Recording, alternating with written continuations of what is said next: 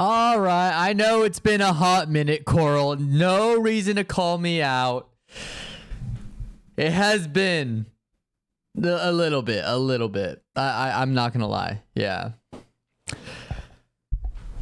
But as you can see, I've been busy. I had to cancel. I literally just missed 2 streams, okay? I missed Fridays and Mondays. So it wasn't even that long, okay? There are streamers who've gone on bigger hiatuses than me, okay? Thank you. So I just changed my camera. So it's not as wide, but in order to not lose quality, I just added this box to the side, which also you can see chat a little bit better. So yeah, cancel this man. He missed 2 streams. Okay, sir. Okay. I will say though, this makes me feel a little bit more official because I've been looking at a lot of streamer setups. And quite honestly, I'm very close to the way that theirs looks. So I'm kind of happy about that. That's a plus. I'm still debating on like what the eventual, like I want to do something with my shelf that makes it more visible, but I still haven't figured out exactly what that would be, if it's like more lights in the back and whatnot. So it's still a work in progress, but yeah. So don't worry, this wasn't me quitting streaming. This was more of me. I took a break because I had to figure out. So it's funny, whenever like I try to get back into something and start doing good habits, something literally impedes me from doing so that's completely out of my control. Friday was busy for me. I literally couldn't stream.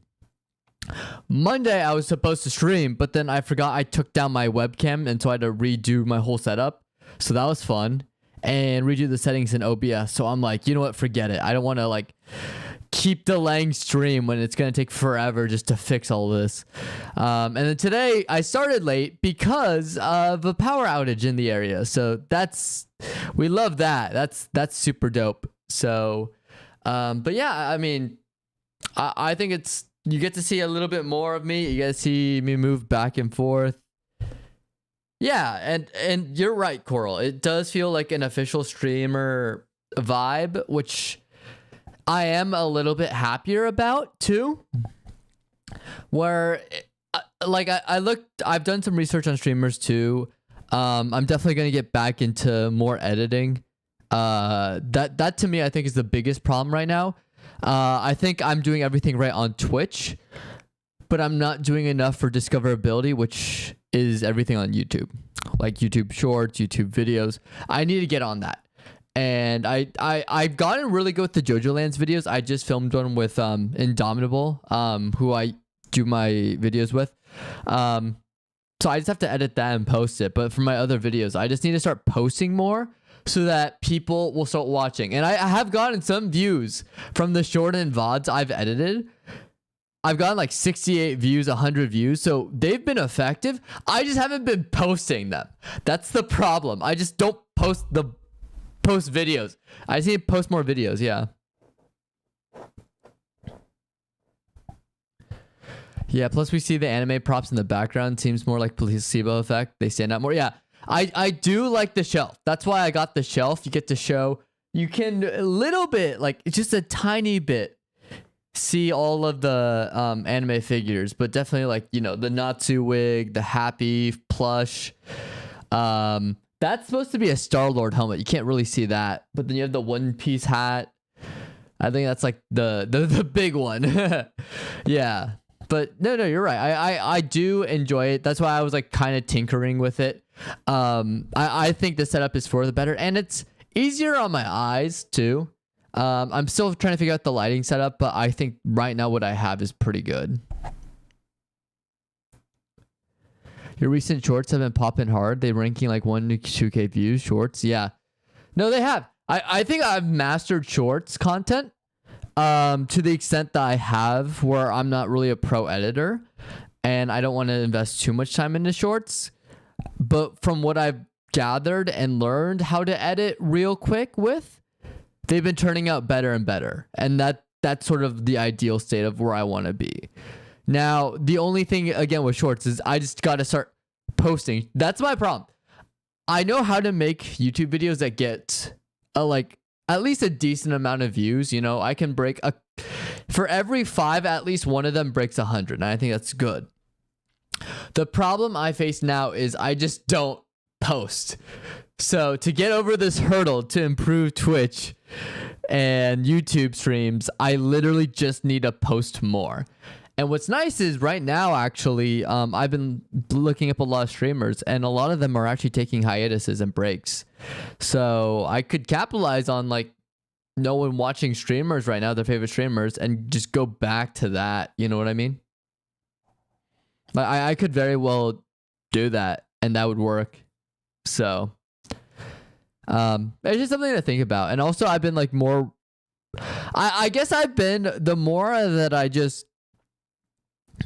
I don't know, work on streaming and just work on YouTube, I've been coming out of my shell a little bit more and more by like every passing day. So now it's just like, I don't even feel like I need to do anything. Like it's not as stressful for me. It's becoming normalized in my opinion. Yeah. The thing with the K-pop demon hunters, and this is the danger that I see. Because I've done couple One Piece videos, and then I've done Bungo Stray Dogs. The problem with the K-pop demon hunters, yeah, that went crazy with views, and I didn't put that much effort into it, but it's sizable chunk. But the thing that you have to worry about is if you do too much of the K-pop demon hunters stuff, when you start to branch off and do other forms of content, which is what I'm primarily trying to do as like I see myself more as like along the lines of a variety streamer / just chatting streamer, as opposed to like a specific Minecraft streamer or Genshin Impact streamer or Woo-Wah streamer. I don't really nail myself down to any of those. I'll do all of them, but I won't like pick a lane, you know what I mean?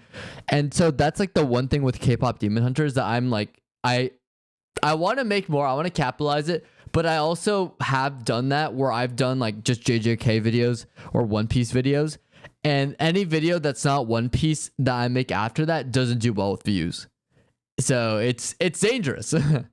So that's why you gotta like make sure you keep your niche small enough to like gain an audience, but large enough to like not nail yourself down to a specific show or whatever. You know what I mean? But that's a good observation, Coral, because I was surprised with the K-pop demon hunters too. Like that, like some of the videos I didn't even spend that much time editing. I spent like maybe like an hour editing one, and it was like a bunch of views. So yeah. that's just the content creator journey, you know. I know you talked about how you, if I remember correctly, you did Fairy Tail and are focusing on Fairy Tail. But that's good because you just want to talk about Fairy Tail. For me, I want to talk more about sort of just my niche now. I've narrowed it down. I want to do Asian pop culture. That is now my new niche, so I kind of want to nail. I don't want to nail myself down to just, you know, K-pop demon hunters, because then I'm going to have to talk about animation, and then I can't talk about anime. Or I can. It's just much harder to gain views. You know what I mean?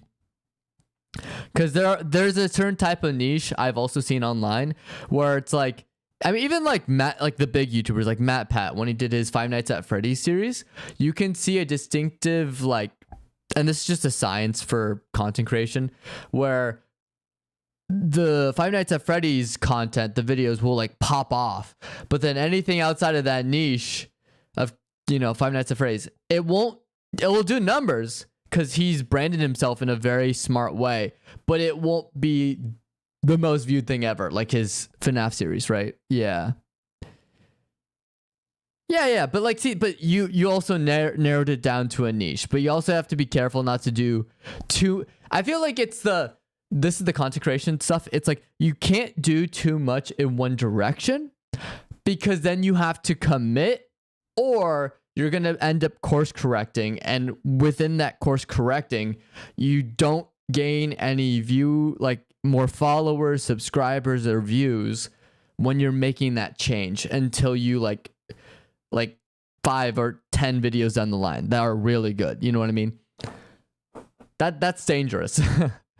And I know, because I've capitalized on, ooh, subscriber growth is good with all these shorts I'm making. And then turns out, don't do that. That is very bad. Yeah. Yeah, you have to find that balance. Exactly, Coral. And it's like, at least for me, I also am trying to do my best to be like, okay, I have a goal in mind that I want to reach when it comes to content creation, where I want to talk about the fun, popular shows that I like personally. Like, for example, K-pop Demon Hunters, prime example, just big, made a couple videos on that. You know, of course, we have My Hero Academia. I've talked about Fairy Tail extensively on a couple videos. And then we got like, but I also want to talk about like the lesser known stuff, like more webtoons too now. I actually really want to delve into talking about webtoons, and you gave me a great idea. I'm going to do a tier list eventually. I'm going to make that into like a huge video though. Like I'm going to make it into like a, actually, no, not a huge video. I'm going to correct what I'm saying right now. I'm going to make it into a video series where it's going to be a part 1, 2, and 3, 4, 5. Of ranking my favorite webtoons. Because I'm reading a lot, and I think that's a niche that we really haven't seen a lot of people tap into the same way that they've tapped into anime. The only reason why Solo Leveling is the only manhwa/webtoon that's been tapped into is because, you know, they made an anime and now everyone's talking about it. You know what I mean?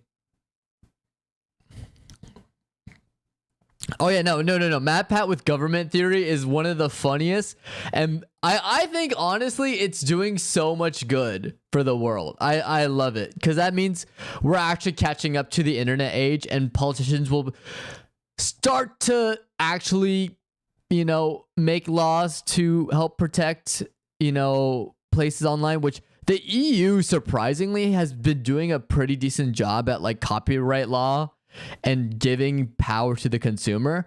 So if MatPat can bring that to the US, that'd be great. Are you gonna do it on stream, then edit stream and release them as videos? Yeah. So no, that's what I'm gonna do, Coral. So all of my videos going forward, unless it's a JoJo Lands one, because I have to jump in a Discord call with Indomitable when we film, are gonna be streams, like shortened, edited streams. So I will go live. I will let you know. I've just been so inconsistent with my schedule, and then this power outage, I'm gonna sort of hold off on it. Maybe I'll think about doing it maybe next week or the following week for sure. I also want to finish. I'm almost caught up to a couple big webtoons, and I also want to start a couple webtoons. So I'm actually wrapping up with Lookism. That's actually what I was reading that like literally 5 minutes ago. I'm almost caught up. It's like over 500 chapters. It's like, what, 6 years old? And I watched the anime too. And oh my gosh, it is peak. I love Lookism. It is honestly the most surprising read I have ever sat myself down to like complete, because it starts off with a premise that I was like, okay, this is more of a drama. And then it turns into an action drama. Then it turns into like a historical drama. Then it turns into like a thriller, then a horror. So it's just bouncing between genres, and I think it's great. Even like romance and rom-coms are like prevalent within the webtoon. So I just need to catch up on Lookism. One I also want to definitely read is because I know they have a Netflix series based on it. It's called Sweet Home. I heard really good things about it too, so I want to finish that. Yeah, Lookism is great. Questism, I've also read Questism. I just lost my place in it, because this is the time when I didn't realize it was on Webtoon, and so I was reading it from a third-party site, but I lost my place. But I'm like a couple hundred chapters in. Questism is fun. Questism is fun for the wish fulfillment aspect of it. That's why I like Questism. I like lookism because of the human. It's more of a grounded human relationships compared to a lot of webtoons within the genre. You know what I mean? So, yeah, it is. I also know questism is in, yeah, in that world. Yeah. I also need, because I also know that, was it manager Kim, right? Office Manager Kim or whatever, that's also within the webtoon of, or the world of lookism. So I gotta read that too. But yeah, I just need to catch up. Cause I've been getting a lot of the fantasy webtoons like completed or caught up on. So I end up getting bored because I'm like, ugh, now I gotta wait weekly. Yeah. All Hail the King is a great webtoon that went on hiatus. It's genuinely so peak. Its art style is so goated. I'm so sad. I've been waiting years for it. Oh no. Oh no. That's awful.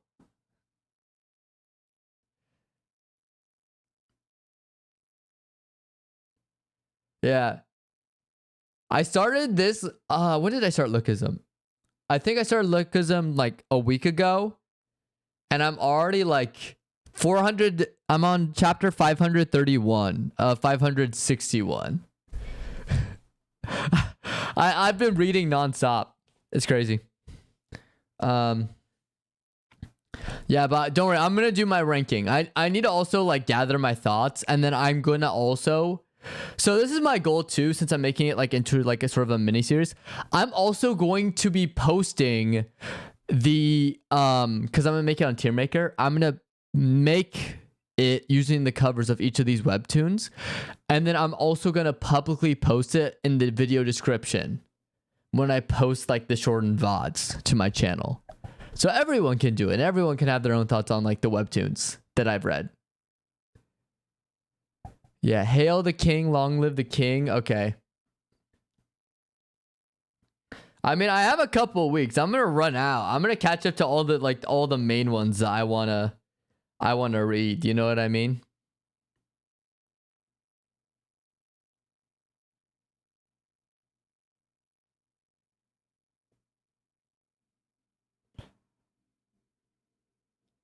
All hail the king. Okay, I'm throwing it up there.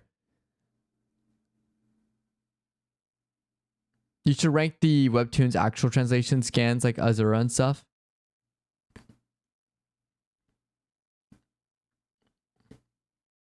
I'll think about it.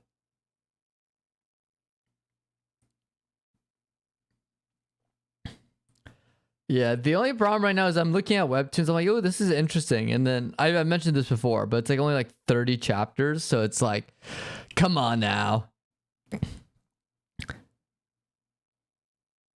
Like, don't do that to me.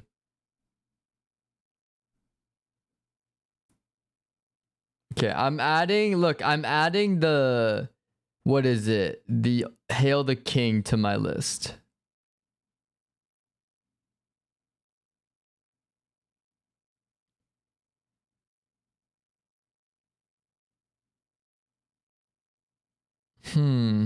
Interesting. It's not showing up.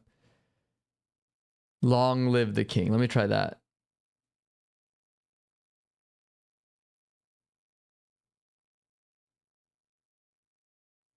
I don't think this is it. It's only 2 chapters.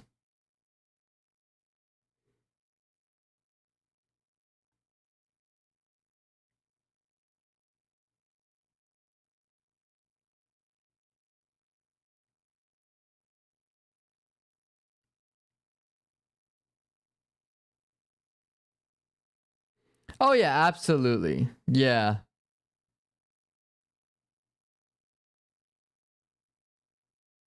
Oh no. Okay, Coral, bad news.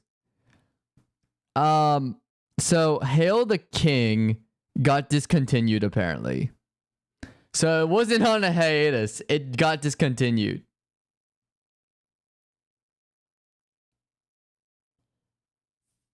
Um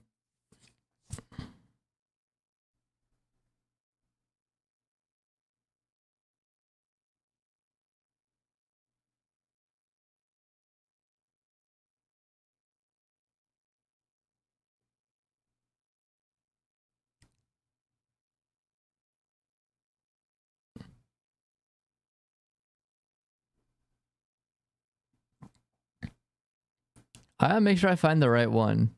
Is this the one with the guy with the white hair? Is he the protagonist? An ordinary student accidentally traveled to another universe and became the king of a small kingdom. Yeah, okay. I found it. Yeah, because I'm on Bato for the Raws.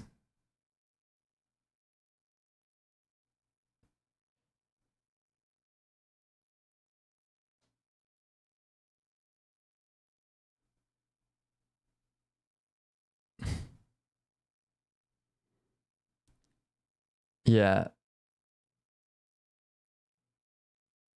Cool. It's on the list. It's on the list. We'll get to it. We'll get to it. I'll try and get to it before we do the tier list, okay, Coral? I'll make sure to include it. Yeah. But honestly, I've been also just... So one thing I'm trying to like get to is... So I bought this at Target because I actually stepped into the book aisle of Target for the first time. I was like, maybe I should actually start reading. Not just webtoons, just like reading. You know what I mean? How do you read webtoons? You go by genre, whatever you read first. I go fantasy. A very small one, albeit, but yeah. So I bought this book, Arcana, because it's a fantasy book. And the one thing my friends are telling me since I'm writing my own, you need to read actual books. No webtoons, no manga, no anime bullshit. Just straight reading actual books. So I can get used to writing conventions. And I'm like, you know what? That's fair. But yeah, I've been like, but the problem is I want to start reading like actual books, but I've been obsessed with, like, now I have, like, on my list, I have some pretty, yeah, read to write, exactly. Like, I feel like I can write pretty well, but not in the conventions. Like, I keep changing my minds of what I want. So that's why I'm like, let me try and read a book to see how they maintain a writing style. Because for me, when I write, I bounce between writing styles, and it can be very jarring to people who are onlookers. Yeah, so I have to catch up to Lookism. I'm almost there, so that's dope. Sweet Home, I mentioned this before. Questism, I'm trying to find my place so I can continue it and catch up. God of High School, that's a big one, but I also have to catch up to it. I found one called The Gourmet Gamer. I think that looks fun. Killer Peter looks fun too. I've actually heard real good things. I watched the anime for Viral Hit. It is absolute garbage. And that's why I want to read the webtoon, because I know the webtoon's probably good enough if it got an anime adaptation. It's probably really good. But probably the anime messed it up. Oh, and Manager Kim. There we go. Manager Kim was one that, like, you know. It's just that thing of planning always gets to the beginning, middle, climax, to the end. Killer Peter, I told you about before you went on vacation. Blind Lady's so hot. What the? Okay. Blind Lady's hot. Okay. I'm going to look out for that then, Coral. Okay. Look out for the Blind Lady. Okay. I mean, is it Goblin Slayer? Is this the same, like, type of woman? You know how in Goblin Slayer, like, the priestess is like super hot, but she's blind, and she has like this horribly tragic backstory. Yeah, Blind Lady's also a MILF in her 50s. So okay, Coral, you're cooking now. Okay, I understand completely. No other words need to be shared. For the MILFs. But in Lookism, they introduce, so it was funny, I'm reading Lookism, I'm like, yeah, the female characters are attractive, but I'm more of a shipper. I'm like, hey, I actually want to see these characters get to that. It's actually really entertaining and fun. Then they introduce the aunt of the main character, and I'm like, holy shit. Okay. MILF alert. I'm like, that's crazy. Like, I'm not one to simp over women. I'm But if I see a hot MILF and like webtoon or manga, it's over for me. It's over. I'm just like, okay, I'm ensnared. It's my weakness. Who are you rooting for in lookism? Daniel. Daniel all the way, because Daniel has been consistent. Close second would be Jake. Yeah, the all is wilding. I ain't trying to look. I'm gazing. Ism is being felt. I don't know if ism is being felt, but look is. Because look at that. Like that's crazy. And she's in hiding. She's capable. Here's how you ensnare me with a MILF, right? If they're a MILF, okay, you already got me. Hot MILF, you got me.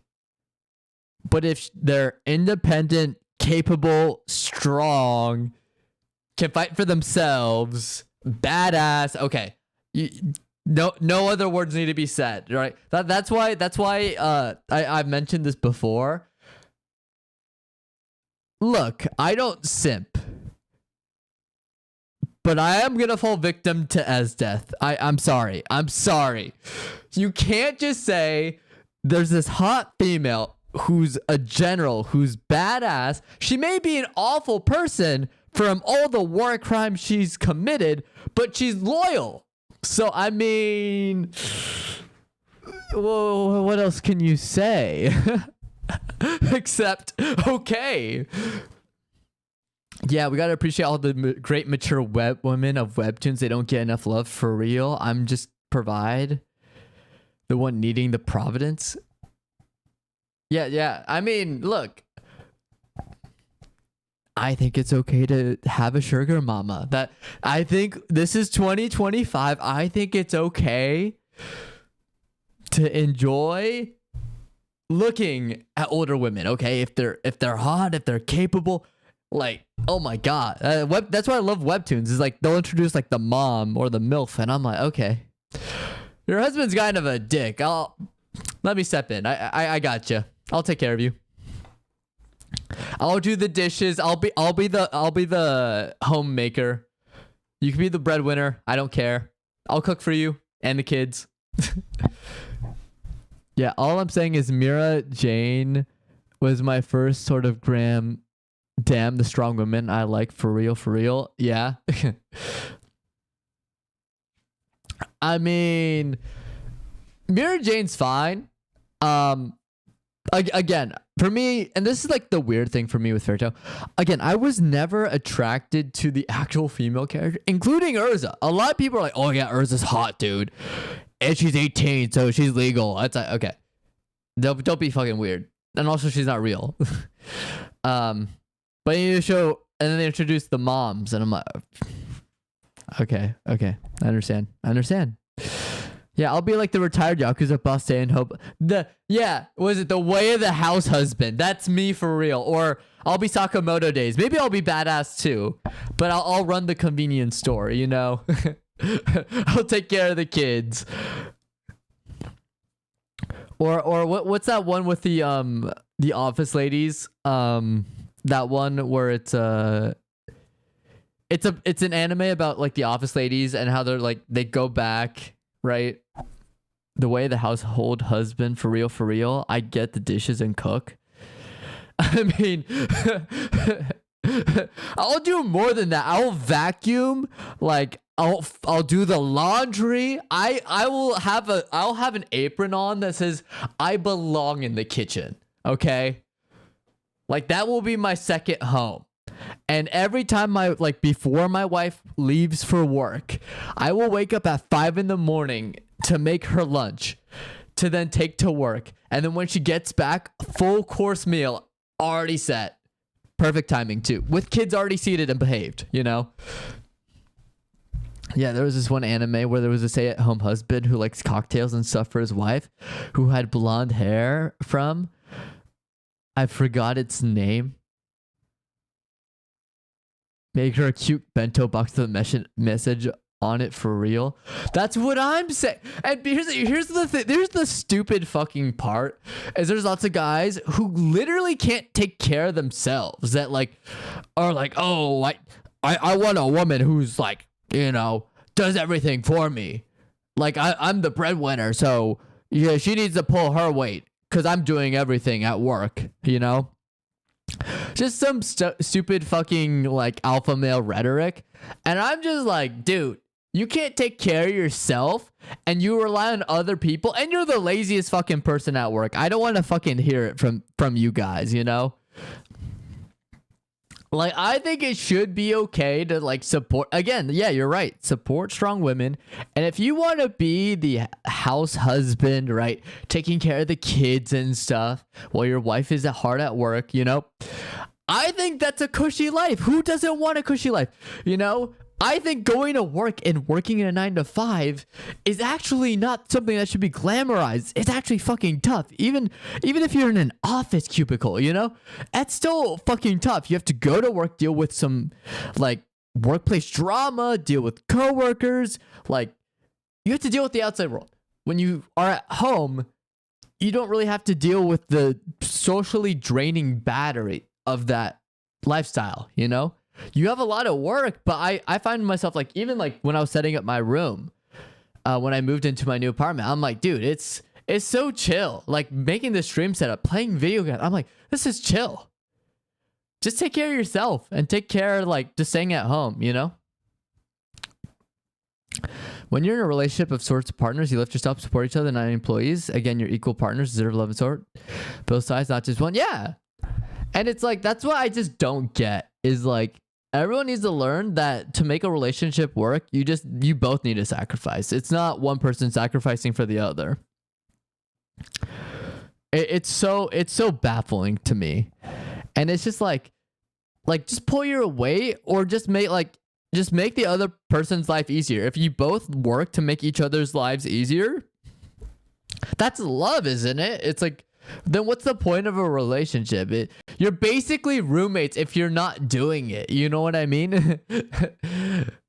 Or friends with benefits. It's like there's more to a relationship and more to like what is going on than just like, oh, these are the roles that we have to do. It's not a fucking job, you know?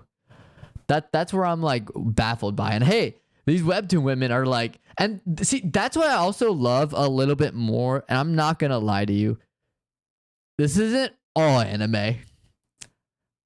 But making this comment, I feel it's going to ruffle a lot of feathers the wrong way. I feel anime has that problem. They don't know how to write female characters beyond a love interest or a powerful character. And this is where my enjoyment of a lot more webtoons comes in, is that they actually give a lot of the female characters a lot more to do. And I appreciate that. I appreciate that. I think that is super dope. Do they still have conventions? Are there still genres? And based on the audience that this specific webtoon is geared towards, are they going to like put more emphasis on like, if it's like, you know, geared towards men, like it's more towards exploring the men's backgrounds versus the women? Yeah, absolutely. But you can say vice versa for all the webtoons focused for a female audience. You know, the men are just hunks, you know, super ripped, all these hot men. And then of course the women of course are like, oh me, Cinderella effect, you know. From what I know or understand, Black Clover, yeah, Mercy or something is kind of goated. Yeah. Yeah, no. Marilona, I think that's her name. Yeah. No, Black Clover is one of the shows that is just like, it does it well because there are female characters. Like there's one that's like definitely like, oh yeah, this is like, oh, the female is infatuated with this other male character, but she's powerful and hot, you know? They do have a character like that. But then they also have characters that are quite literally all about getting stronger and are powerful. And I'm like, holy, okay. Yeah, this is good. Like, I think Black Clover does it actually really well, the female characters. Because they actually do surprise me sometimes with like the explorations of wanting to be better, wanting to step away from like just sort of the infighting between like they even go into like familiar relationships with, hey, I'm the youngest sibling, I have expectations on me, especially with the weight that my household name comes in, right? Yeah, might get back into anime. I just don't really start anymore. I feel like an old man, lol. But here's the thing. I used to be crazy about anime because of webtoons and my like uninterest to catch up. Plus the having no time. I haven't watched the last 2 seasons of anime like at all. And that's probably the longest I've been without watching a single show, which is crazy to me. But I feel you. My suggestion is either you look up a show that's very popular and give it a shot. Or you go back and watch a lot of the classics that you haven't seen yet, or rewatch, you know? I think it's okay to rewatch great shows. Like I always go back to the first episode of Fairy Tail because I think it's just goated. Yeah, I haven't watched the entire show since like pre-COVID. I can't lie. Yeah, so your hiatus has been a little bit longer from anime than mine. It also does not help for me that like I'm kind of at like this burnout with anime where it's just like I'm just kind of fed up with the fan base and the memes coming out of anime because it's just more of the same. This isn't a diss, by the way, to any content creator in particular. This is just more of a personal thing where if too much of a good thing is a bad thing. That's how I see it. Because that's me with K-pop Demon Hunters. It's getting to a point where I'm going to start muting words.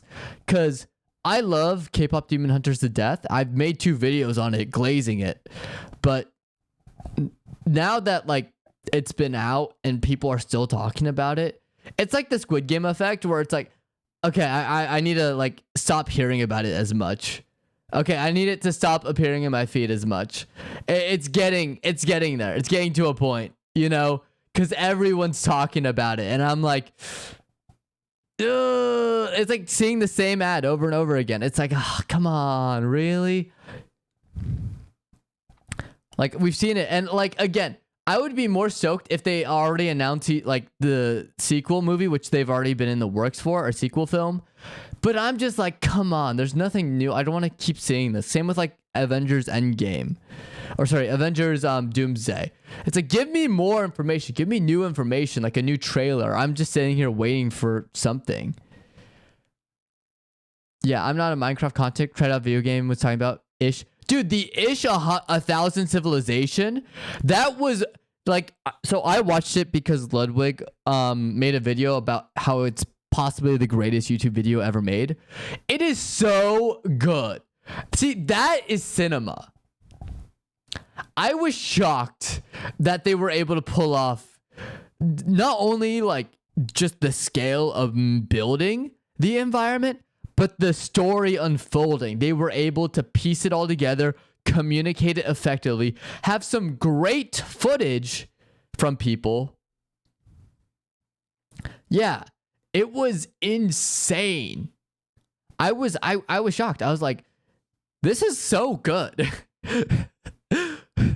Like talking about faction, I eat that shit up. Like politics, I could not care less.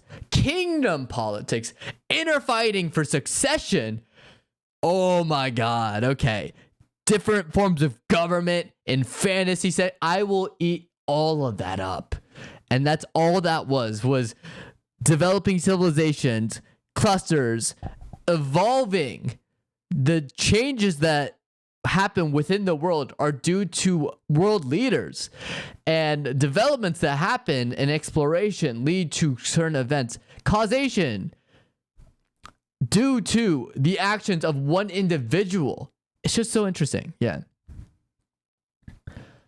it wasn't scripted. Remade the series after and for PG reasons, and the whole villain arc and betrayal. Yeah, it was genuinely movie levels that should have been the Minecraft movie. Rewatched and still entertained. The entire volcano religion and my goat Linguini. Linguini was the underdog. I'm just sad that he had to get taken out, and he was taken out, but it was very understandable of why that happened. You know, you cross a dictator You know, things are gonna happen to you. Even if you're a mafia boss, you cross a dictator with that much power, it's over. And don't cross the person who has a volcano fort. Don't do that. Yeah, Linguini, I thought he was one of the best parts of the whole thing. Yeah, he did. And honestly, the way he went out was in a glorious way, as opposed to Seneca, who was trying to run away and just randomly died in like a random skirmish. So who got the legendary end? I think it was Linguini.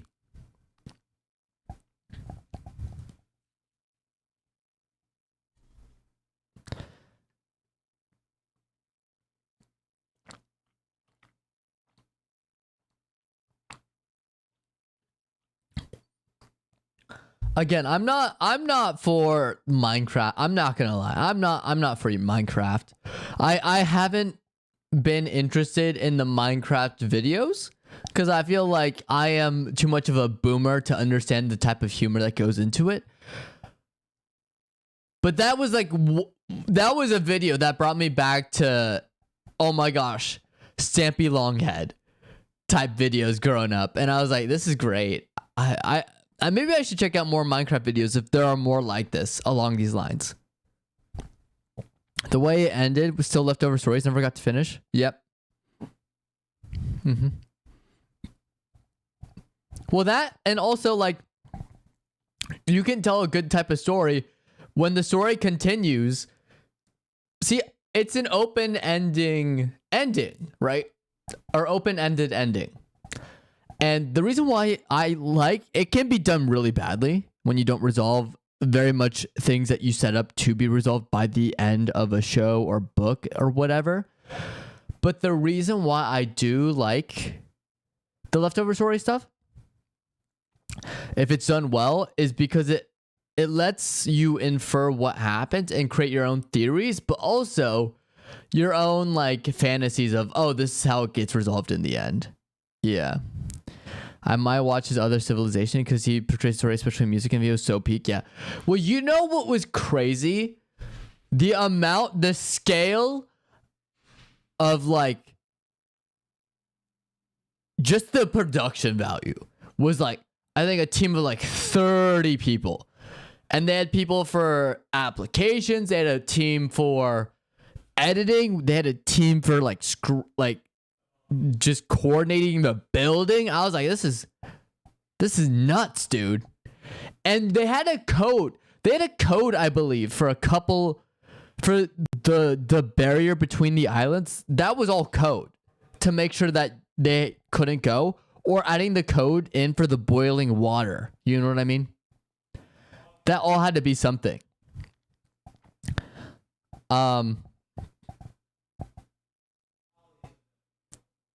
Yeah, and then they end it with a Coliseum fight, and I'm like, okay. Yeah, 85 people. That's actually movie set level people. Yeah, well, okay. 85 I would say 85 for like a medium-sized budget film. But that's still impressive. You know? Like, it's getting view. Here's the thing. Here's the thing with the Minecraft video, though.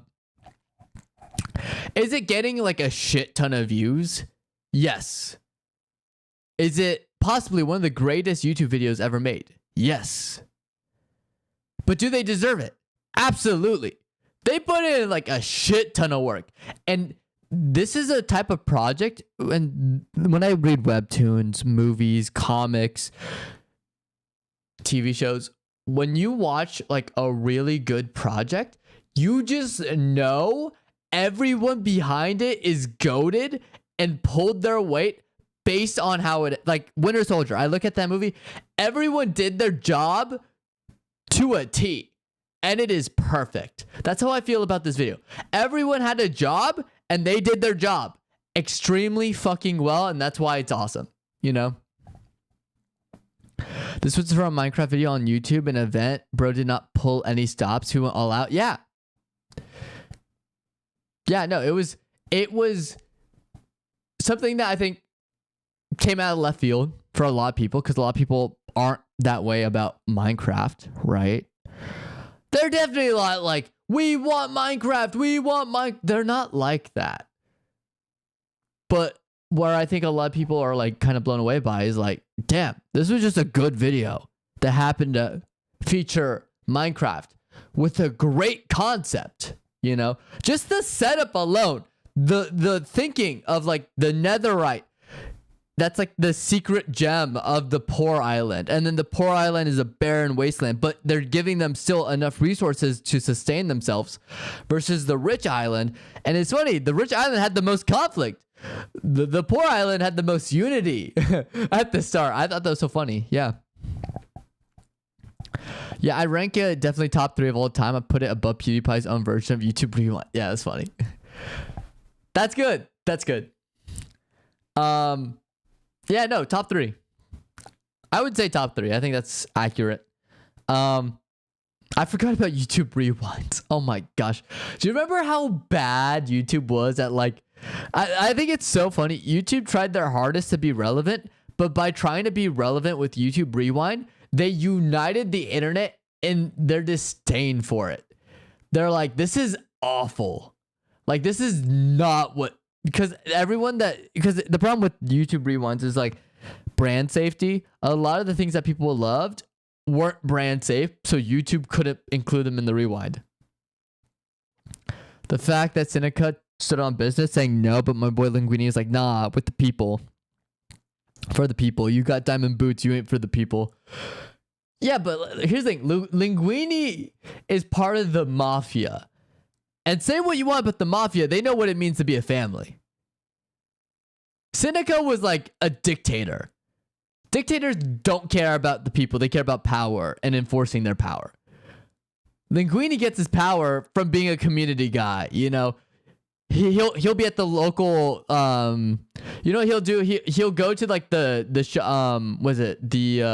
local bakery and buy bread, you know, and then saying hi to everyone in there, and he knows everyone in the neighborhood while he's strolling down. Granted, he may have some bodyguards around, but he knows everyone, you know. Yeah, maybe YouTube Rewind pulled a Lelouch and became the villain to unite everyone against them, a common enemy. Yeah. Yeah, I can't lie that Barbie and Oppenheimer got married in that video to launch a nuke of wedding rings was kind of great. Yeah. Yeah, that was unexpected. Everyone also, I thought it was so funny because I was watching Ludwig. He's like, wait, where is Barbie and Oppenheimer in this big final battle? Like, where are they? they are like, they're not central characters, but they got mentioned a lot and they were a faction on the good island. Where are they in all of this? And I think it's funny that they just didn't show up till the very end. It's just kind of, they're living in their own world. It's kind of great. You know what I mean?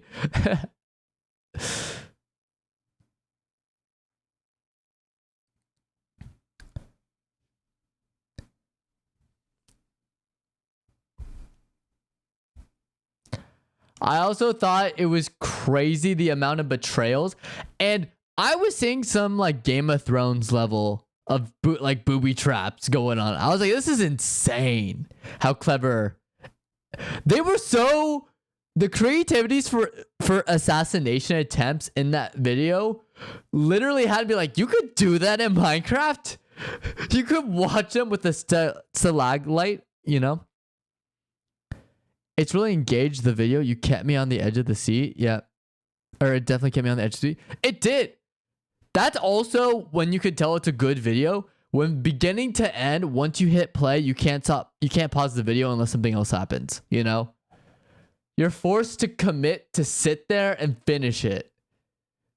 It's great. Yeah, I'm also surprised though that like there were certain characters I thought were gonna have a bigger role in the story, and they ended up getting like murked, kind of Game of Thrones style. I'm like, this is so funny. They were supposed to be a main player, and now they're dead. They're just gone. It's kind of crazy, and it's like part of it was like due to like a partly failed assassination, or that one dude who accidentally drowned in lava, accidentally. I thought it was so funny. Yeah. The amount of screen time Stalagmite is more than 10 got in both the Naruto and Boruto. This includes Shippuden. Damn. You didn't have to do 10 like that, but I mean, you're not wrong. Bro, Remy the Ret dying in the end hurt me. He dies off screen too. They off screened the dude. It's the same thing that they pulled in Star Wars The Last Jedi, where they just off screen Admiral Akbar. It's the same like vibe where it's just like, oh yeah, this character that's like a fan favorite dies off screen. It's like, what? At least for Admiral Akbar, I'll correct it. You do see him die on screen. They just don't mention it or make a big deal out of it. And I'm like, really? Yeah, no, but I thought Remy the Rat putting the hit on his competitor was like, okay, this is crazy. And his food got, I thought it was funny. His food got bad. And his competitors started putting out better product, but Remy was making bigger profits for selling bad food. So that's why he had him killed. You know, had him iced, as they say.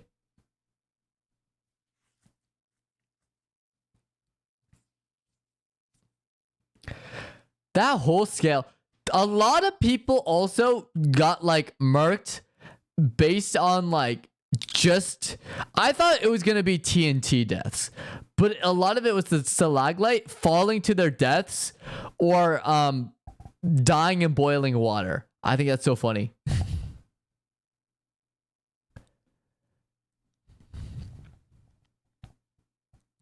Oh, I also like the propaganda at the start of them hating the other island. I thought that was so funny. It's just like, they have it better than us. They have it better. How dare they get better conditions than us? We're gonna attack. And then they actually like, yeah, the propaganda. And then they switched up because they realized, hey, we're bonding. We don't care anymore. I thought the switch up was so funny because the second poor island was all about the propaganda of like, we need to attack the rich island. We need to destroy them because they are more fortunate than us. And then immediately after, like just some time on it, they're like, never mind. We're vibing. We're chilling. We don't need to invade. We're having a good time. Meanwhile, the rich island went, they're gonna kill us. And they were literally killing themselves so that they could weaponize everyone to like unify everyone to then kill the other island, which did not happen, by the way. Yeah, Flux might have led to the whole scale world war. He did. Yeah, he was the Adolf Hitler of that Minecraft world. He was that person pushing the conflict. He was what is it? He was the guy who assassinated it's Archduke Ferdinand, right? That's how you say it. The dude that sparked World War One, like that was a 3 Below Zero. When he died, that was a domino effect, a chain reaction that led to everything that was happening, which is crazy. Which goes to show, which I think what was so great about this was it goes to show how much power one person can actually have over so many lives. How many lives, how many people were betrayed, hurt, lives lost because of that one man, which is crazy. Yeah, Spood was actually an insane Escanor level aura farmer. He really went and said he wouldn't win. Like, who decided that? Which, I mean, to quote Ludwig, I think Spood was kind of an underrated leader because compared to all the other leaders within the Minecraft world, Spood was the only one that had a thriving civilization and created like a justice system that a lot of people got behind. Gladiatorial combat. He's like, okay, fight to the death. If you win, you're pardoned. If you die, you're not pardoned. Very, very simple, you know? That's what shocked me. I thought Spood was for sure gonna die. And then Spood just like chilled and lived compared to a lot of the world leaders. With one person tried to have him killed, which was the architect for the Colosseum, which was like a dumb reason in the first place. But aside from that, he had no threat. He wasn't panicked for his life. He was just chilling. Yeah, Spood just ran. Well, Spood's law was like, hey, we're just vibing. Everyone's vibing. If you have a conflict, I built a Colosseum. Go fight. You know what I mean? He's like, okay, just fight.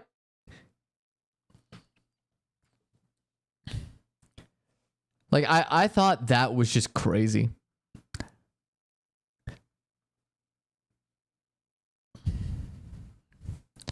Yeah, which goes to show, like, maybe gladiatorial... Do we need to bring it back, gladiatorial combat?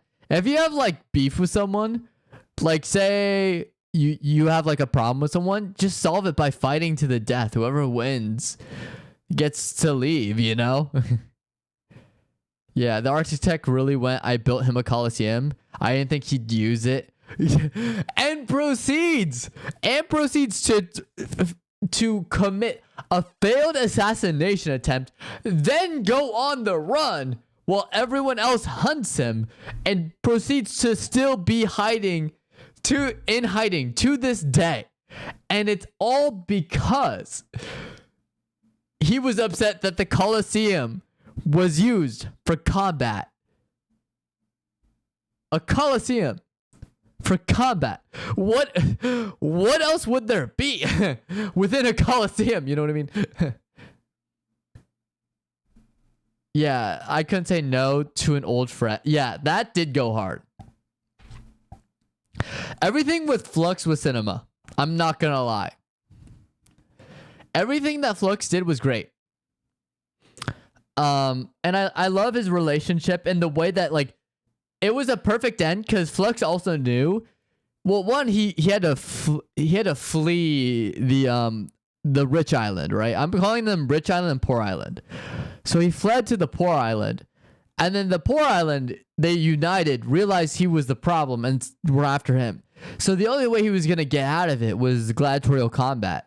And so I'm glad he turned around and was like, you know what, at least let me fight, because I'm just going to be on the run, compared to the architect, you know what I mean?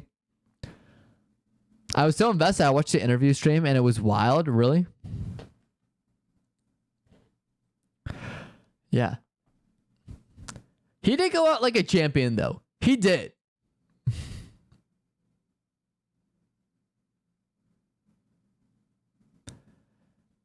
I'm blanking on his name. The one that he was chasing. The one that looks like a cartoon character. Yeah. When you heard Flux talk about he wanted his plans to go genuinely, he would have controlled everything if his teammates listened to him. Yeah. The thing with Flux, so the problem with Flux is that he was bound to lose the moment he wanted to incite conflict with the poor island. What I would have done if I was in his place, if I wanted control and power and trying to manipulate the poor island into doing my bidding in the rich island, is I would have waited, because the whole thing started with 3 Below Zero creating that bridge to connect the two islands, right? What I would have done is what I would have had them connect the bridge, everyone started to go over, and then I would have then sabotaged the relationships by staging an attack from the poor island on the rich island that he set up.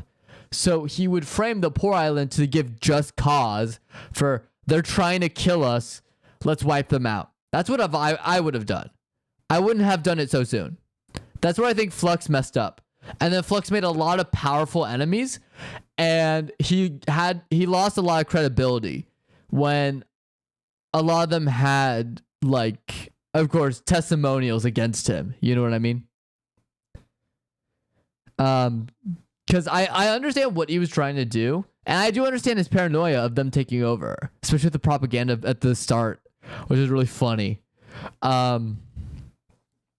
But I could also see it as, like, he could have done more. You know what I mean? Like, he could have planned it in a way where it was more framing them. And it wasn't like a good master. And this is, call me a sociopath or psychopath or whatever. But if I were to handle the situation, I would do it through a person, not myself as a mastermind. I think that's where Flux's big mistake was, is he didn't do it through someone. He did it through himself. Because what I would have done is I would have had someone talk to the second island, then use that person to frame the second island, and then him being on high ground now, using that as justification to wipe out the poor island. And then also, like, use, hey, look, they're building a fortress above a volcano that looks evil. They have a literal, like, torture. They're inventing torture on this island, you know, like waterboarding. Okay, we got to do something about it. You know what I mean? That's what I would have done, is you manipulate the masses based on framing a group so that it's as simple as, and this is also, like, an interesting thing too, to talk about, like, manipulating masses. I've also read, okay, we both read Regressor's instruction manual. So I'm also thinking along the lines of, like, the main guy there, where it's like, all you need to do is sow the seeds of disbelief within the populace to then have them do your bidding. Because the most effective way to convince someone to do something, and this is Inception literally touches base on it. Christopher Nolan's Inception. You plant the idea in their heads, they think it's their idea. That's how you make them do something. Or you set it up so they have to make a choice, but the choice they ultimately make, they think is for themselves, but it's actually for you and the benefit of you. That's what it takes to be a mastermind. And all the best villains know that and take that full advantage, you know? I mean, look at Light, Death Note. When he's almost caught, which in my opinion is one of the worst arcs, but it doesn't matter. It's still, like, it was still a smart play by him to use a third party to pin the blame on so that you can regain power. You work behind the scenes, not in front of a camera. Or you work in front of a camera as a disguise, but then you use someone else to take the fall, and then behind the scenes you manipulate the whole thing. So, I mean, I don't mean to be that guy, but I just think things could, like, he could have pulled it off. If I were him, I could have pulled it off, because I would have made it so everyone would do my bidding, but at the same time, there are some other variables of, hey, communication is huge. And that's what I was surprised by most about the video, is a lot of the world leaders and such, with the exception of, like, a few, talked it out. I was surprised by that. I was like, hey, they're communicating, they're avoiding conflict. That's crazy. So anyways, definitely watch it. If you haven't seen that 1,000 person Minecraft experience, the rich versus poor island, just look up Minecraft Rich versus Poor by Ish. I think it is one of the greatest YouTube videos of all time. So that's just me telling all of you, definitely watch it. I think it's good. Which, speaking of,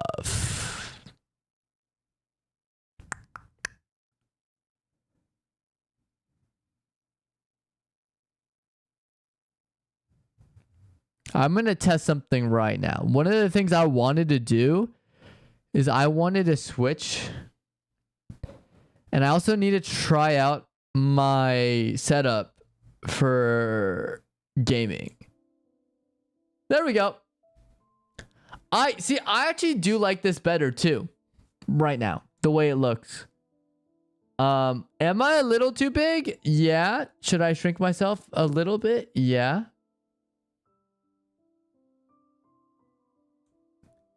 Yeah, like right about there.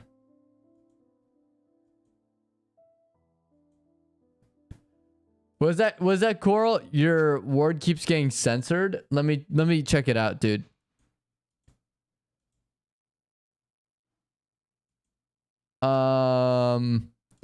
I set up so Coral, my thing has been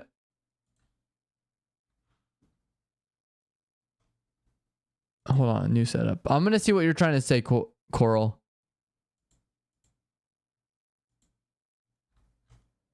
I don't see anything on my end. Is something getting censored?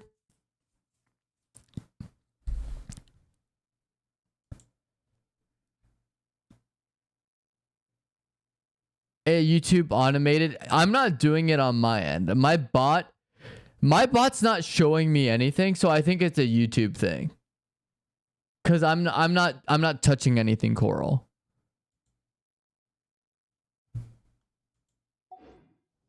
A duel is a battle of wills, and the sword an extension. Hey, Warrior Wink, what's up? Welcome to the stream. Then your sword. Let me blow up this a little bit bigger. Yeah, we're just chilling. I got a new setup, so yeah, it's cool. It's just certain words I think doesn't allow you to send even if they're not bad. Yeah. YouTube's weird. And this is also like a weird thing with YouTube. I tried to film a reaction / commentary to Kitchen Nightmares. Watching one live on stream. YouTube gave me a warning. Not a strike, a warning. And I was like, why? I literally stopped the video multiple times and I talked for double the length and it still struck me. And I've watched full-on VODs and recorded, posted videos public with hundreds of thousands of views. No editing, same video. I'm like, it's crazy. All right.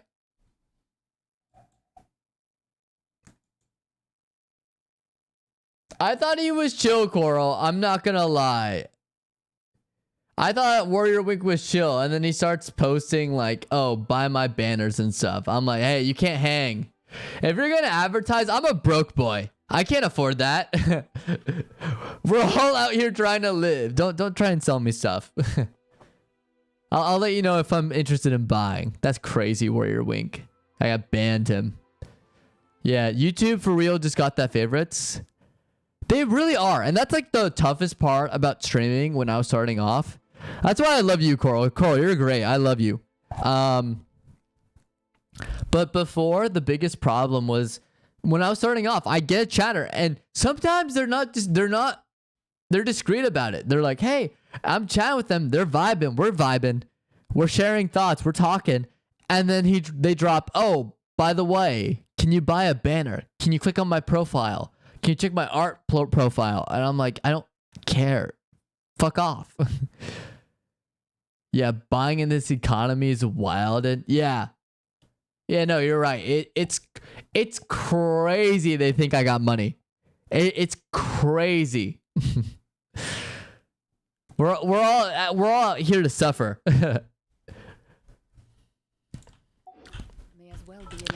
Who's got money in this day and age, by the way? Not me. Definitely not me. All right. I think I can get more of this.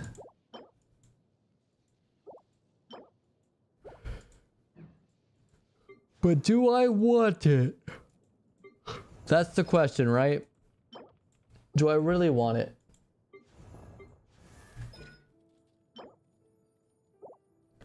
I could do the harp. I mean, it wouldn't be too bad.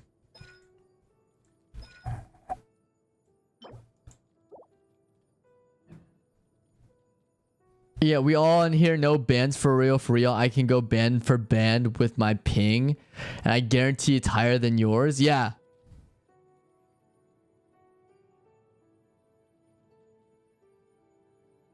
It probably is.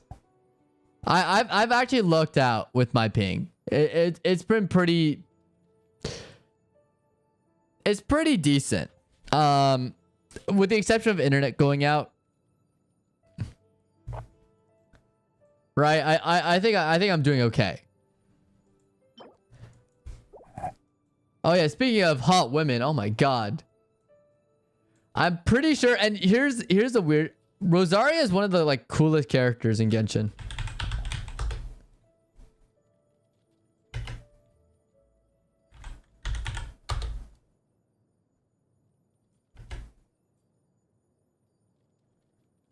Yeah, she's my age, so that's super dope.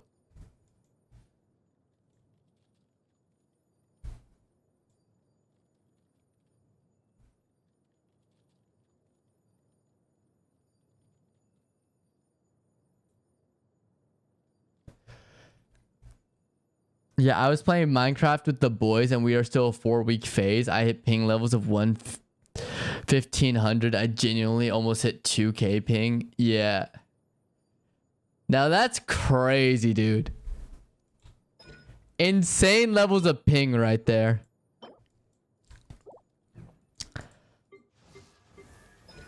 Now, who do I level up? That's the question. I'm really struggling out here on like who I level up here.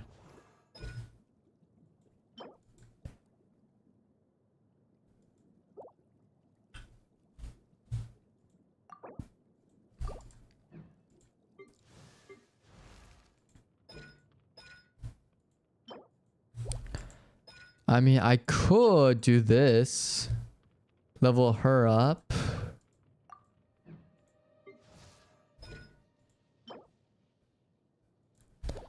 At 3 there. Yeah, I may not have money, but I have high ping in a dream. Don't we all, Coral? Don't we all? I mean, I may not be a great streamer with hundreds of thousands of views, but I got you, Coral. I got a chatter that like isn't a bot, so that's my win. And the fact that you're also super chill, I'm like, I feel like I won the lottery here. That usually does not happen. Because I was talking with this with a friend. I'm like, hey, I would rather, because you know the big controversy going on right now with Twitch, where it's like a lot of people got busted for straight up view botting, and they started cracking down on view botting on Twitch. YouTube doesn't have that issue, but Twitch certainly does. And everyone got hit from every sector, even the big ones. Yeah. Well, I wouldn't say that, Coral. You're more like $1 billion bucks. Or well, I like to say 1 trillion won. Like that's how skewed my brain is I've basically converted my thinking to straight up like, oh yeah, I base my currency on Korean won now, not even like US dollars. It's funny. Just because I've been reading so many webtoons because they're like, oh yes, we have to gather 1 billion won. I'm like, yes, that is a lot of money. I wish I have 1 billion won.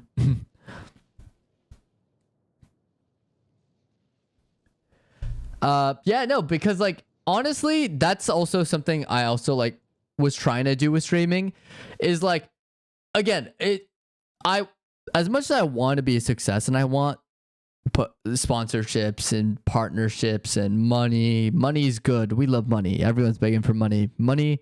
Having lots of it makes you happy. My thing with streaming is I just want to be chill with it and have a good time. If I'm not having a good time streaming, what's the point? I could just stop streaming and use that time to work extra hours overtime for my 9 to 5. But no, I don't want to do that. Yeah, it would be crazy if I was a bot the whole time and been chatting with a bot who's just automated to talk and respond like a person in 20-ish age range. That would be crazy. Wait, Coral, you're telling me you're a clanker? You're a clanker? Never mind then. I'm insta ban. Give me a second. I'm gonna ban you. Money makes the world go round for real. It does. It really does. Yeah, you're a filthy clanker. Dude, I think it's so funny. Regardless of your race, religion, this is one of the unity moments for the internet. Everyone is just robophobic right now. And I think it's the funniest shit. Someone's like, this is racism too. I'm like, that's crazy. Crazy work. My daughter won't marry a clanker. I'm like, that's insane. Or my son won't marry a clanker daughter. It's like, oh, wow. Wow. Yeah, we could get there in 2080. Someone predicted 2080. I'm like, do you think we'll have like, you know, robots in the future that are sentient? Can think for themselves while also not selling your information to China? Maybe? Who knows? Maybe. Maybe it's a hard maybe.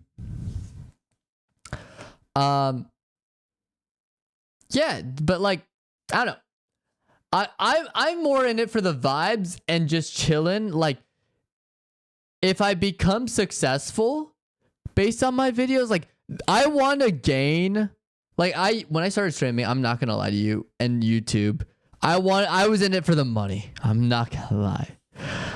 I was Nami from One Piece. I just wanted to collect as much berry as possible. That was my goal. But now, doing streaming and YouTube for a little bit, I'm less about that now and more about like, I just want to have fun with it. And the reason why I want to gain more people to my Twitch channel and post more videos for my YouTube and gain more views and subscribers is now I just want more fun people to join in and have a good time with, you know? So it's not just you and I, Coral, just chatting. Like, I think it'd be fun if we got like 2 or 3 more people who regularly chat. We've had a couple, but consistently. And it's also been my fault because I went on hiatus. But I think it'd be pretty dope. You know what I mean? Especially because I got the new setup and I honestly think this panel right here, where is it? This panel right here is awesome. Yeah. Yeah, you should put for real a reminder in your phone, Coral, and have it set in a year's time when you're big and famous from a year from now. I'll be here saying I'm a filthy clanker. The panel is peak. Thank you. Thank you. I thought it was a good move too. Well, no. So I'll be like, in the future, in 2080, when I have like a bajillion subscribers and hundreds of thousands of people watching me on Twitch, I'll be like, hey, you know what? I'll see your name pop up on stream. And I'll be, hey, there's Coral. He was the first one. He may be a clanker, but he's one of the good ones. just like something out of pocket. I'm like, you were there back in the day. I knew you were a bot this entire time. Anyone who watches me is fake, especially in the early ages of Twitch. But no, you were one of the good ones. You know, I saw that on a comment section once with all the memes with the robophobia, and it's someone's like, yeah, I'm gonna tell my Siri in the future, you were one of the good ones. I'm like, that's crazy work.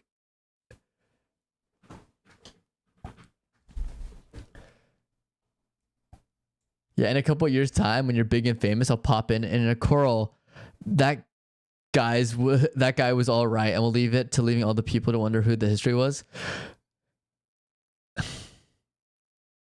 Or no. What I'll do in the future is if I see your name pop up in the middle of stream, I'm gonna stop what I'm doing, and I'll be like, Carl, how could you? How could you leave me? You betrayed me. You betrayed your master. What happened to the power of friendship? And everyone's like wondering like why I'm freaking out. I'm like, you traitor. And everyone's like, what was that about? Like, who's Coral? I'm like, don't worry about it. It's all in the past now. We went our separate ways. Like I want to leave you to be like an enigma, like a mystery. Oh, look. Is this one of your friends, Coral? We have another bot popping up. Yeah, leave them thinking something insane happened between us. It'll be so hilarious. You killed my brother, Coral, and my sister. like Muzan in Demon Slayer. I came home one day after collecting firewood. It was snowing very hard in Florida. No, it wasn't. It doesn't snow in Florida, but they don't know that.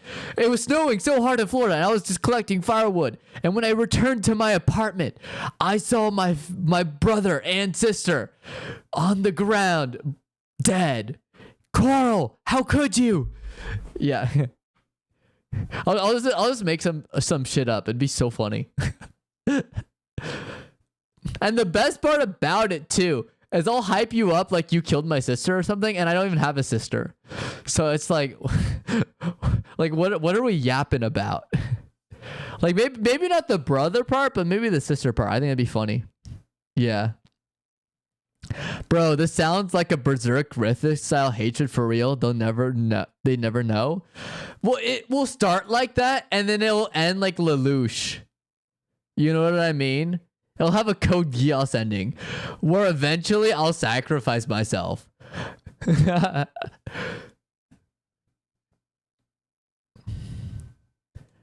I'll be Ruler Lelouch.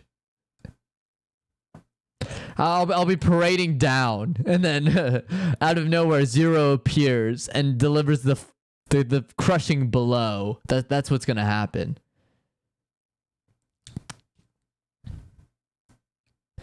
It'll be legendary. It'll be legendary. It'll be pretty dope.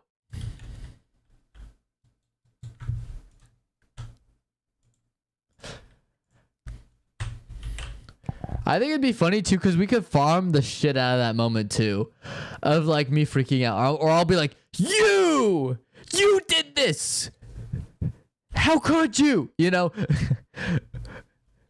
I'll start like freaking out. That'd be funny.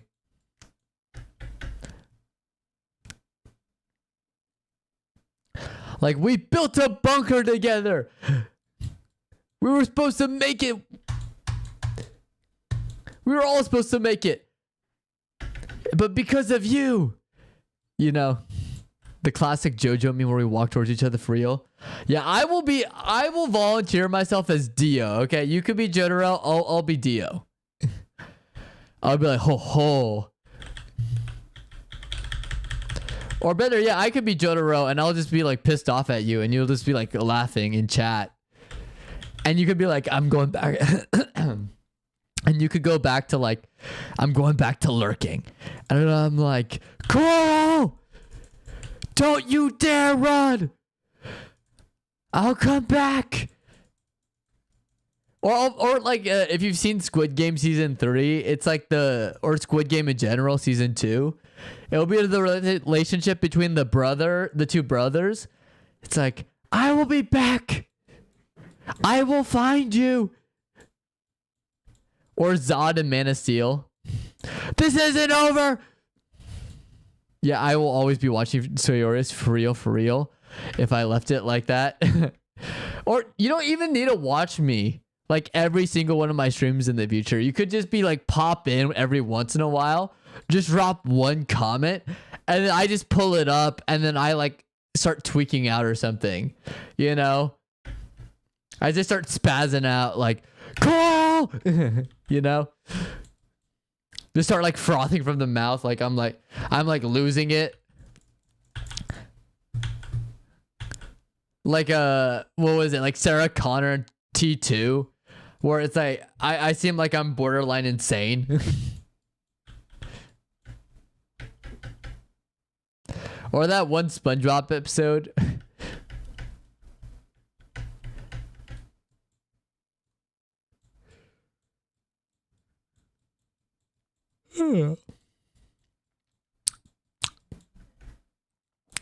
I'll drop a word or two, something like, I should have never spared that cat.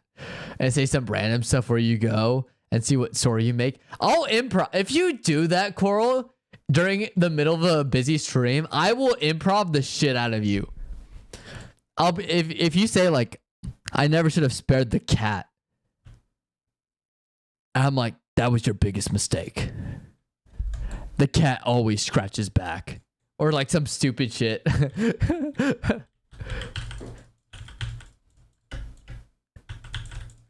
Or I'll make up some lore how like, you know, I abandoned, or like you abandoned it.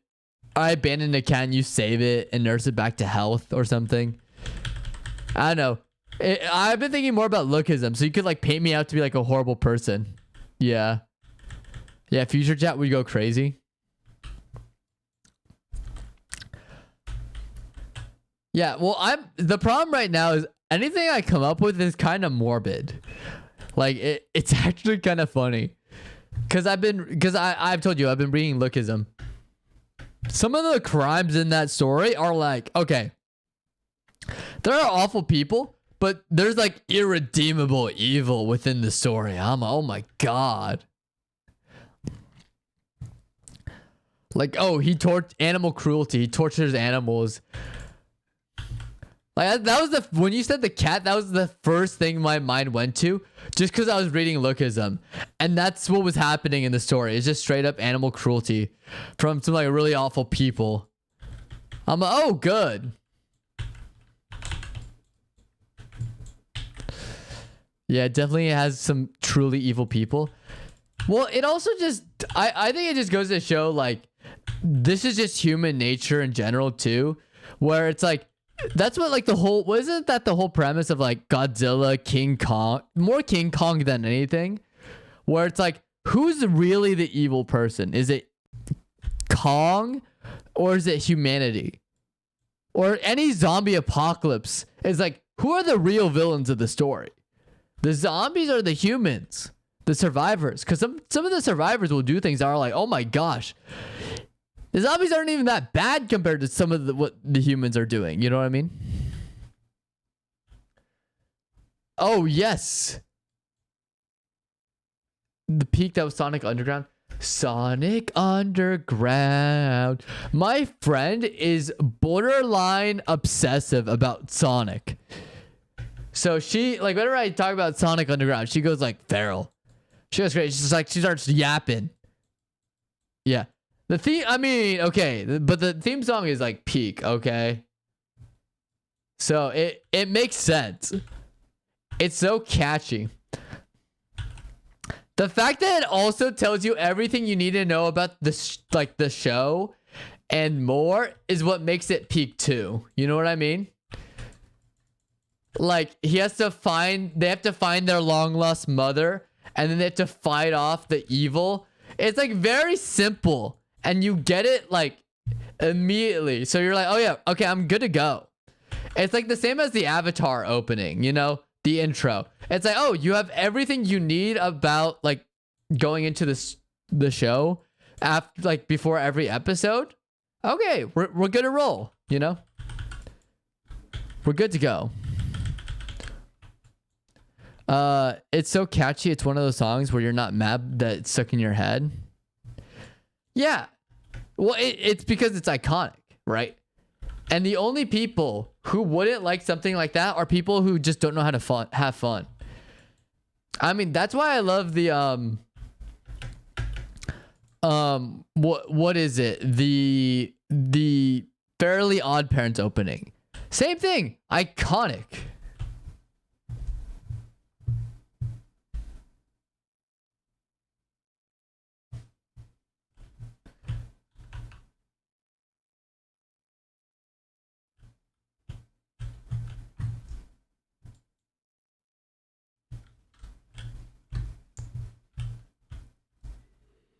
OG Ben 10.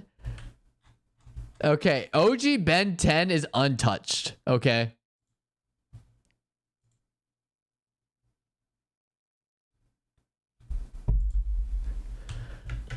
Also, Generator Rex was peak. Hey, Generator Rex. We had the same brain cell there. Yeah. Well, okay. The real ones knew about the Ben 10 Generator Rex crossover, which I watched live, by the way. That was so peak. It was fantastic. It's one of the best things that network made. Decisions that network made before it went to shit. It's had a crossover between Generator Rex and Ben 10. And I'm so upset we got a cliffhanger for a sequel movie that never happened. It was so good. I also like, I mean, Teen Titans, iconic, right?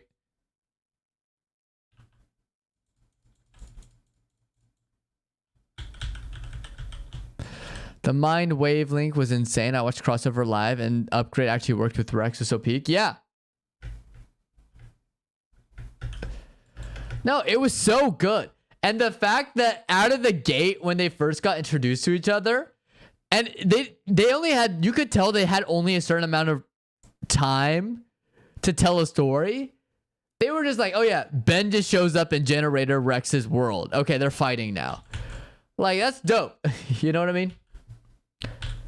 Like, just from the get-go, like, oh, I saw a portal, so I assumed there was some evil purpose, so Ben was just ready to square up the moment he stepped through. Yeah. Yeah. It was really one of those, oh, let's cross over this. And it worked. Everyone I've talked to about that crossover has been like, yeah, no, that was peak. That was peak television. It was up there with the Jimmy Neutron and Timmy Turner crossover event.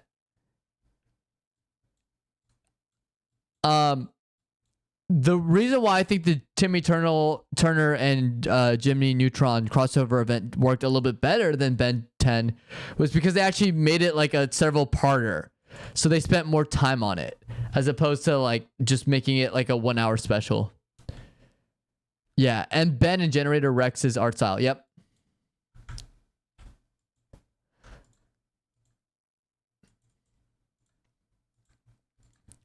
Yeah, man, those were the days. They also had just peak on Cartoon Network at the time because they had Ben 10, they had Generator Rex, they had Clone Wars, they had Green Lantern, the animated series, they had the Batman, they had Justice League Unlimited. It was this Cartoon Network was in its golden age around this time. Yeah, a sequel that took place in Ben's world. So Ben came to, or Rex came to Ben's world. I think that would have been so cool. Missed opportunity. Was it? Yeah, it was a missed opportunity. Yeah, old Powerpuff Girls. Well, Powerpuff Girls, that was a great show because of the humor, but I'm not gonna lie to you, one of the villains creeped me out.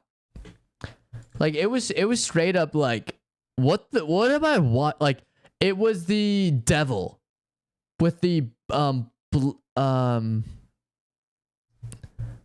there's Blossom, Buttercup, and who's the third one? Bubbles. I didn't need to look that up. I knew it. Bubbles.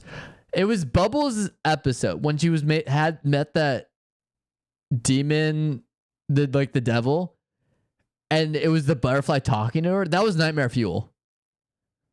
Like I didn't have nightmares about it, but it was like creepy, and I kind of liked it. Yeah, Mojo Jojo was my evil King Piccolo. Before I watched Dragon Ball, yeah, I am Mojo Jojo. I am going to defeat the Powerpuff Girls. For I am Mojo Jojo. He honestly carried the series. Anytime it was a Mojo Jojo episode, it was gonna be peak. You knew you were getting into peak.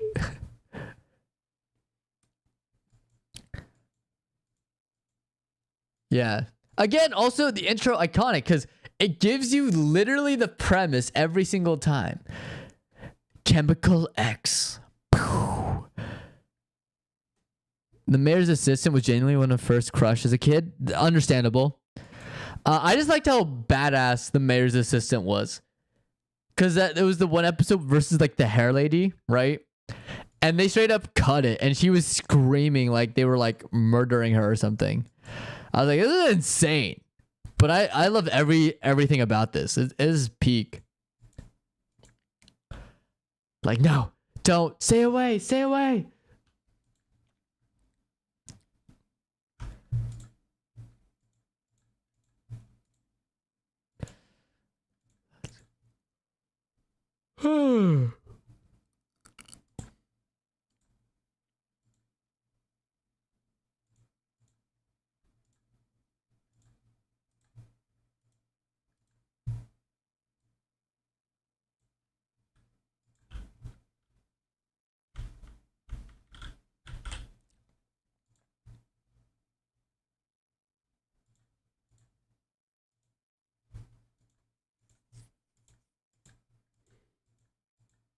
Johnny Test was good show. Peak, don't know about it if it's still airing. Johnny Test.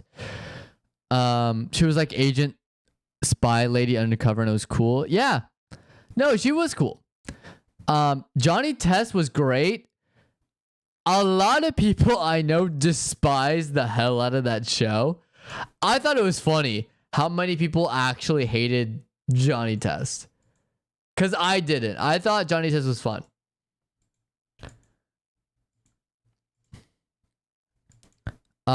But yeah, I don't think Johnny Test is still airing. I think that stopped. I don't think it got renewed for more seasons. I don't think. OG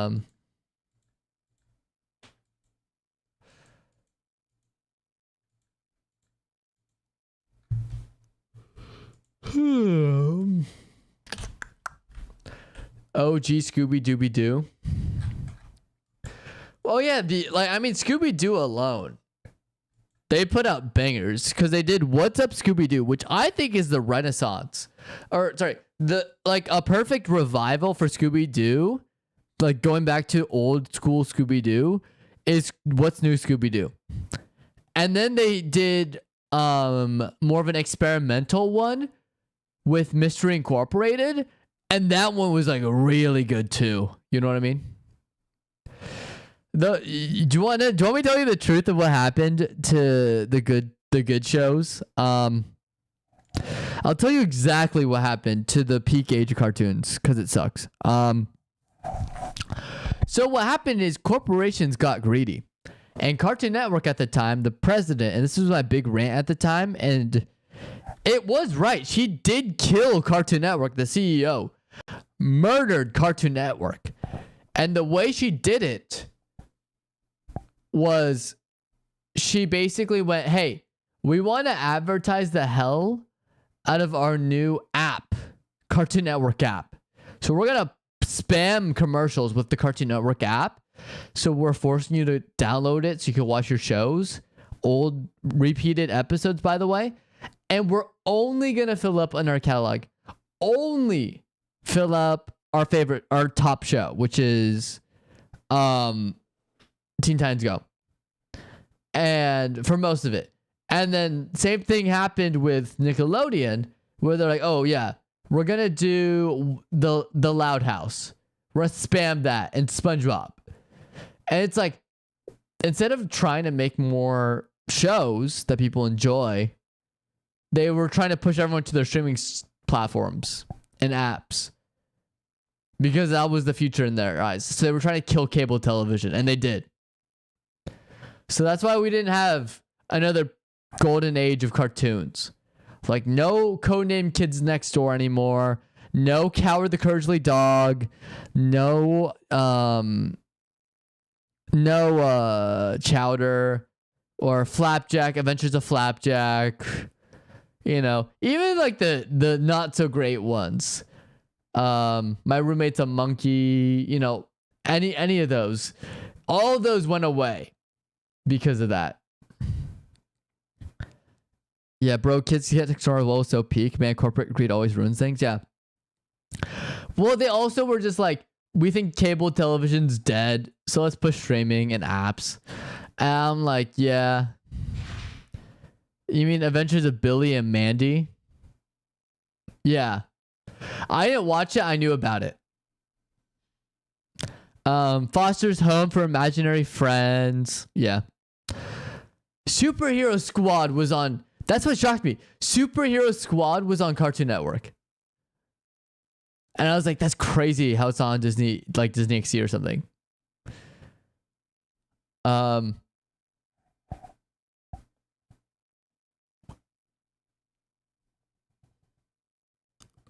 Oh yeah, everyone's upset because they're like, what is it? The way that they just completely, I'm just joking, by the way. Everyone was so happy when they axed Uncle Grandpa, though. I knew a lot of people who were like, this show is awful. Johnny Bravo. Yeah. Johnny Bravo was in the era of like, I love this. Any Johnny Bravo episode was going to be peak, you know?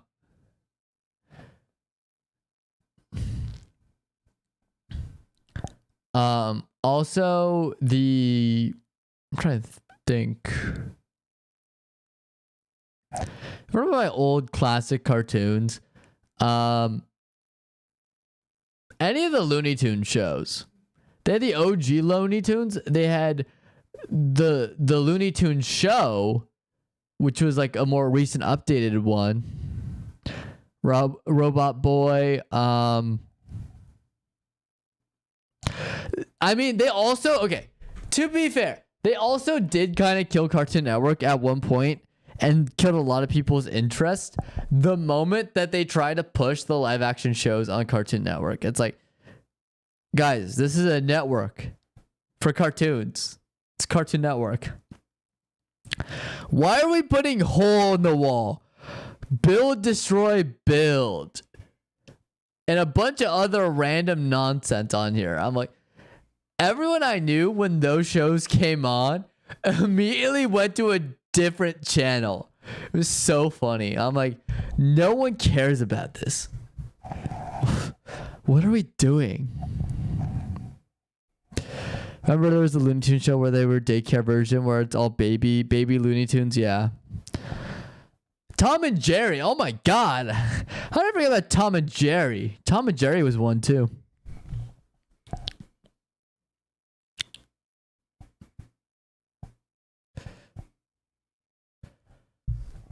Totally Spies, right? Unless you're talking about Kim Possible. I didn't watch Totally Spies, but I've been seeing a resurgence of like retro cartoons, and there's been cosplayers and a lot of people talking about clips from Totally Spies. That's why I know about it. I haven't seen, like, it's funny. I know a lot about cartoons growing up. Like, a lot of the cartoons. I actually haven't seen a good portion of them. It's kind of funny. Adventure Time, regular show. Amazing World of Gumball got a revival series, which is crazy. But I understand why, because Amazing World of Gumball has been like huge. Yeah, I remember being a kid on Saturday, and the marathon episodes would come to channel. I'll flick back and forth depending on what channel was peak television. You had to pick between the two sometimes, so that's why you needed like a DVR to record the episode so you could watch it later. Yeah. Speaking of Saturdays, they also had like some of the best like obscure shows, like the Secret Saturdays.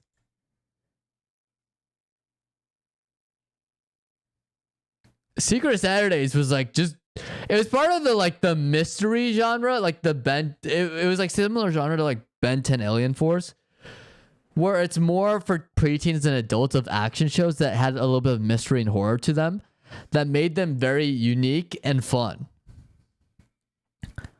So it was like Generator Rex, Ben 10 Alien Force, Secret Saturdays, Young Justice. And I was like, I was having such a blast with it. It was so fun. Or do you remember the Tron series that they had? Yeah. It irks me people won't know how peak was feeling a marathon at 2 a.m. Trying not to fall asleep, but watching it as a kid was the best feeling. Or my childhood memory was when I was watching a show and I would record it. And so my parents had like a very strict bedtime for me during school days and school nights. So they wouldn't let me, I had to be in bed by 9. But my favorite shows would happen at 9. So sometimes I try to sneak into the living room to watch as a kid, to try and watch the shows live. But most of the time they wouldn't let me. So I was forced to record. But every day after school, when I got back home, I immediately turned on the TV so I could watch it. It was great. Like the things I recorded on my DVR. And then once I finished it, of course I deleted it. But that was like a fun pastime for me. This is before the age of Netflix, and Netflix was fairly new at this point too. Like nothing major had happened at this point, so yeah. I did wake up. It was funny though to me. I didn't realize Adult Swim was a thing. Growing up, I didn't know Cartoon Network became Adult Swim. So when Adult Swim kicked on, I was so like confused. I'm like, what is this? Doesn't seem like for kids. It was weird for me how like as a kid I flicked through channels to watch TV, but open my phone, YouTube, or watch Netflix or something. Yeah. Like it would either be that or I had a laptop. I was given a laptop for school growing up, and this is like in middle school. So I would just pull up Netflix on my laptop. And this goes to show how old this was $8 a month for Netflix. No ads. They didn't have an ad option because that was the whole appeal of Netflix is like, it's not cable television. You don't have to sit through ads and commercials. It was like $8, I'm pretty sure. I may be wrong here. A month for Netflix. And you could have like unlimited accounts. Like you just password share. They could limit or control the amount of accounts that could be on their platform. And so that's why I was like, those are the good old days. I just watch Netflix and then just chill. Yeah, but YouTube, I would definitely have to do on my phone. And some of the videos I watched, I had to watch in private because back in the day, YouTube videos were unhinged. Like, I still go back to the old Smosh ones. I think they're so funny. But I knew growing up, my parents would hate it. So that's why I always had to like watch YouTube in secret. Because especially in those Wild West days, some of the things they were saying back then on YouTube were just, it was so unfiltered. It was crazy. But you're right. Now that we have the convenience to open up YouTube or Netflix on your phone, it's just, it's not the same anymore. You know what I mean? We're watching streamers weren't really a thing back then, but now they're like, it's almost like a whole new industry. You know, they're using them. Streamers are now in commercials to sell products to like, they're now like Kai Cenat. I've seen him on like, he's been for McDonald's, T-Mobile. He's been on commercials for didn't he get like a movie cameo? I'm pretty sure. Yeah, so like Kai Cenat, or he's been in multiple commercials. So streamers are like, they never were a thing, but now they are. It's huge. Yeah, back in the day, old Smosh Fred, Ray William Johnson. Yep. I think I liked having unlimited choices when I was on channel, but it was weird to guess. Attention span wise is a lot better. Yeah. Well, the fact that like growing up, you had to pick between the two, where it's like they're on this channel, they're both at the same time. Would you rather watch this or this? And I was like, I always had to pick between the two. It was, for me, it was the two. I flip-flopped between the two of Cartoon Network, Nickelodeon, and Disney XD. Those were my 3 most watched shows. Nickelodeon, I don't know. It was just so good.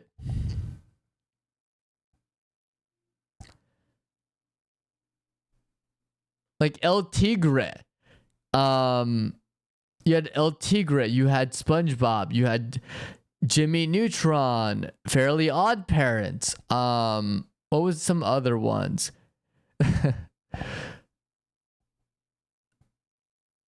You had oh, I guess a third one would be Discovery. The more I think about it. Discovery Channel had some pretty good hits like Wild Kratts. I'm thinking about Wild Kratts. Oh yeah, Avatar. Avatar's the big one. I forgot about Avatar. Yeah. No, Avatar for sure. Avatar was huge. Especially when you were watching it live and they were hyping up that finale that was just peak. Like the comet. I was like, oh my God. And as a kid, most of my philosophy and the most like, I think Avatar is one of the greatest shows ever made. Like it is iconic, but like you can't hate on Avatar. You can have problems with Korra, but you just can't hate on the original Avatar series. There's just no hating on the original Avatar series. Even the filler episode in Avatar is about recapping the series in a really funny way. You just can't hate Avatar, you know what I mean? Yeah, and seeing it for the first time. I just like seeing the bickering between groups, but then also watching it weekly. And this is when they would like air weekly episodes, but it'd be like, oh, you're like catching up. It's not like you're binging episodes. It's like you wait each week for the new episode to drop, so you're caught up. I kind of miss that about cable. With streaming, you had to binge it. But I remember growing up when you had to like, when you watched a good episode and it leaves you on a cliffhanger, you had to wait it's like webtoons. You gotta wait a fucking week just to get that resolved. And sometimes it was crushing. Or if it was a mid-season finale, you had to wait even longer. Yeah. Seeing it for the first time as well. Yep. I need to peace out. It's sleep. It's almost 4 a.m. Well, good night, Coral. Thanks for stopping by. We'll be live on Friday too, hopefully, if everything goes well. But thanks for stopping by, dude. It's always fun to see your face. Always a good time.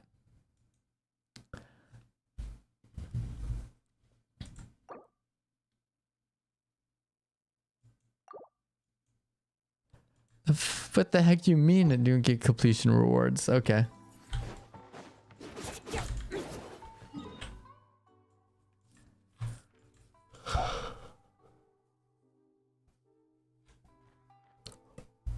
Oh, it's like 10 a.m. for me. Okay.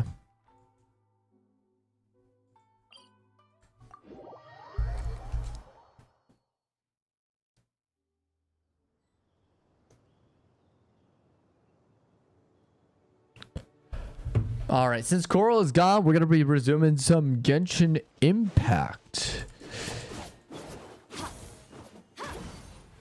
And I know exactly what I'm going to do with my time here.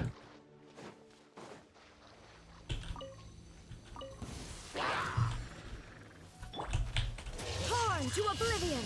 There is no escape. Rain outlines your... That's more like it. Power.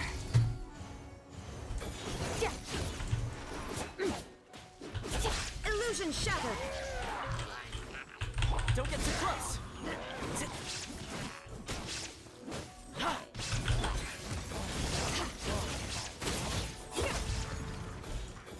I have like the perfect combo I found with Skirk and the Raiden Shogun.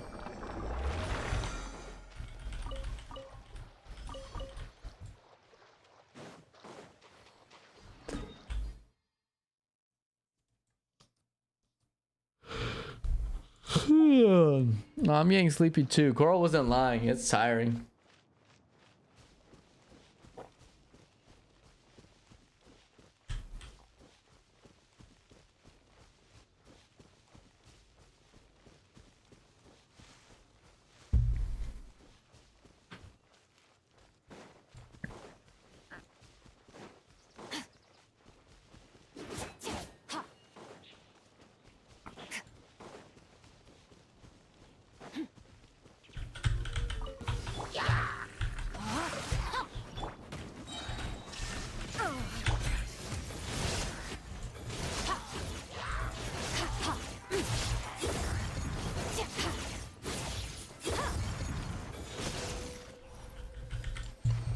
Well, that was easy.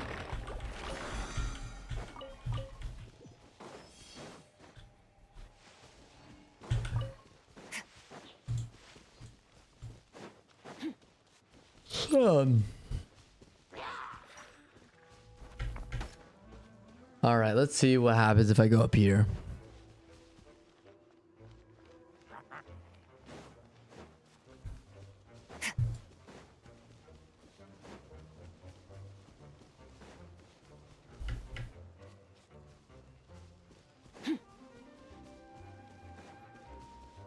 Time to farm for some more. Witness the power of good wife. Rain outlines your face.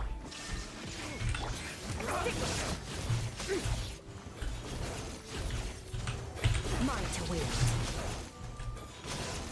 Yeah, I'm kind of broken right now. Check this out. The wrong test subject. Shine down. Now you shall perish.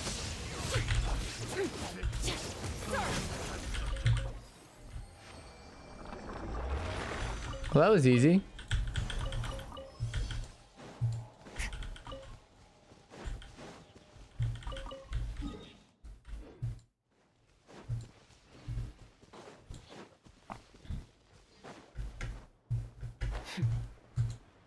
Yeah, I like Skirk right now because Skirk does a lot of cryo damage. But she's also like Cloran, where she can like do massive damage with like while spamming moves. That's awesome. That's why I love Skirk. But what's cool about the Ryan Shogun is I can now buff her attacks.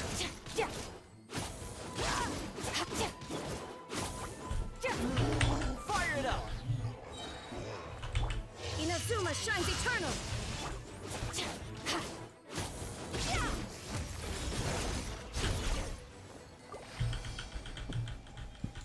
Now all I gotta do is buff up a couple of my characters here.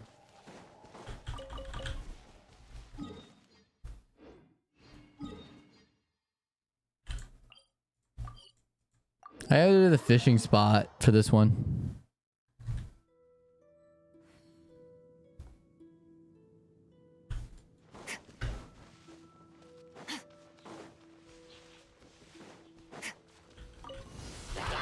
No, my sword.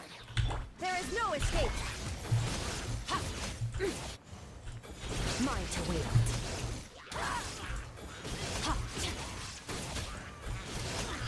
Oh, it's so over for them.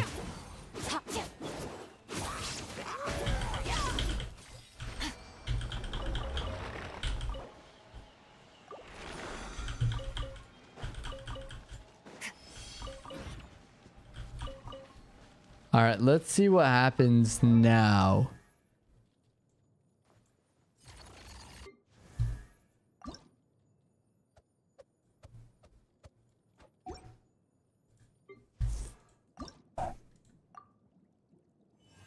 Oh, okay. I'm almost there. I'm almost there. To maxing out Candace.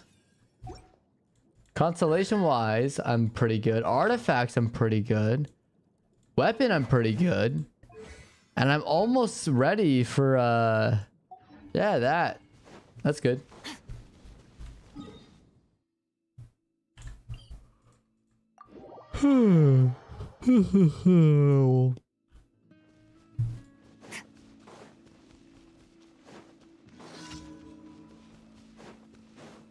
Okay, we gotta destroy them. Well, that'll be easy. How much more did I get out of that? 32? Oh, 10. 1,000. That's, I mean, that's not the best thing ever, but it's not bad.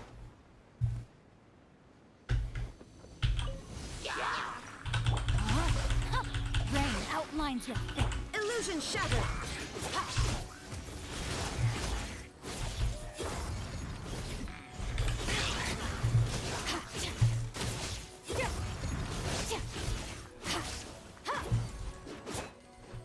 Shine down. Check this out.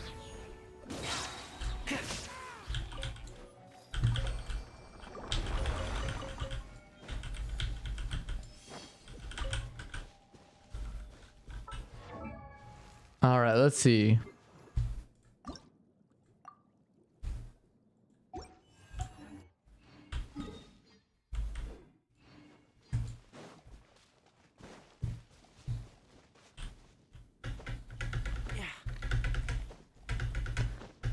Climb, climb, climb. No,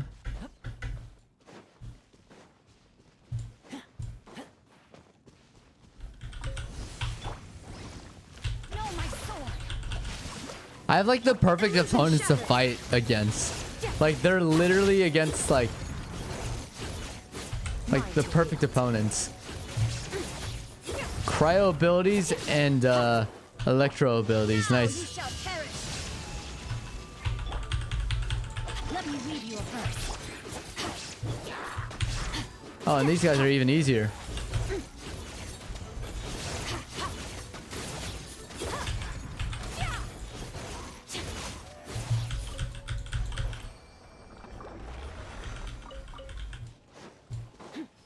How many more do I need?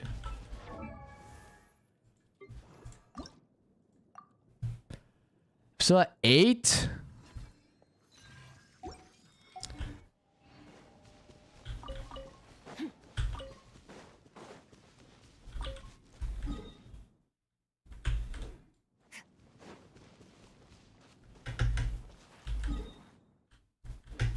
I have like 3 more go-aheads.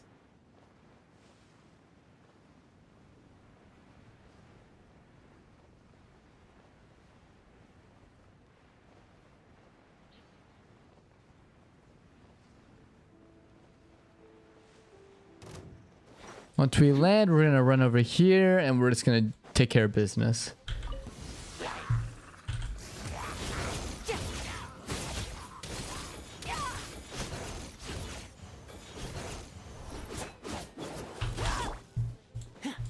Don't get too close.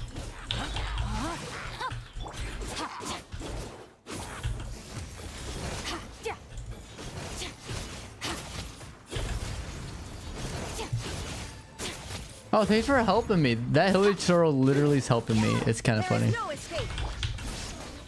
Rain outlines your Supporting fire. torn to oblivion.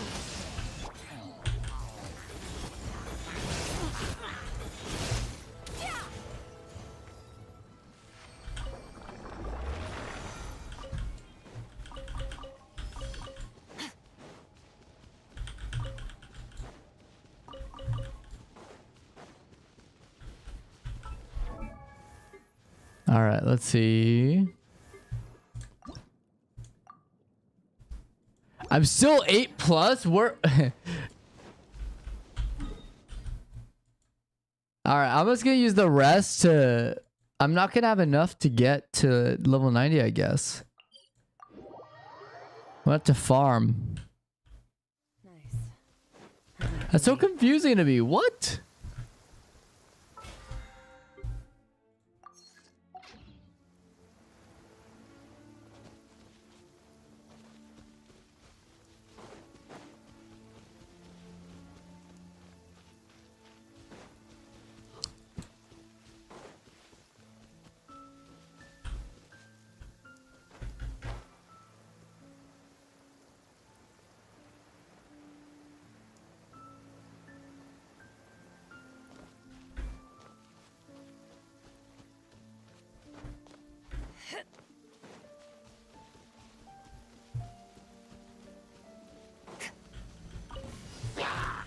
All right, let's do this. Well, the rain actually gives me an advantage here.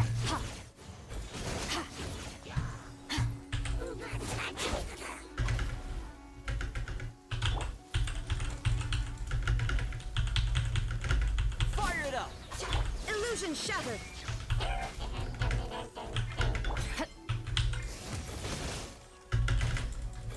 Mine to wield.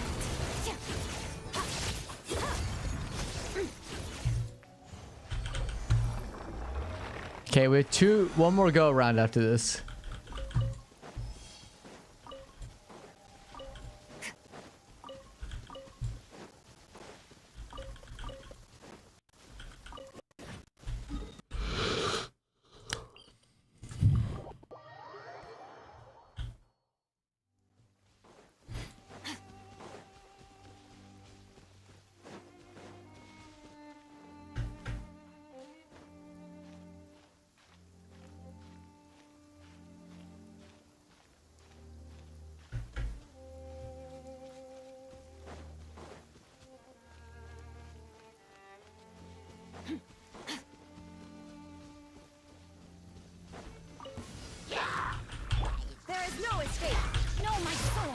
We got this. Easy.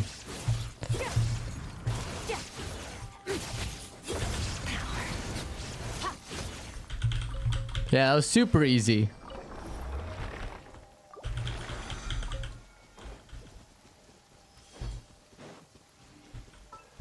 Now, how much do I need for Candace? How much more? Please say 9. Finally! Okay. And this would literally make me broke. Okay. I see a couple more. So 1 more day's worth just straight. And then... No, 2 days worth. It's because I have to collect enough Mora for this to matter. Okay. I have a game plan. Let's recharge our health.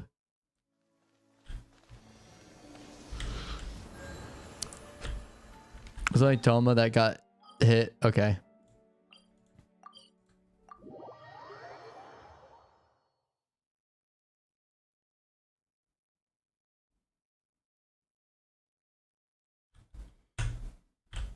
Collect. This is my way of like saving up for resources here.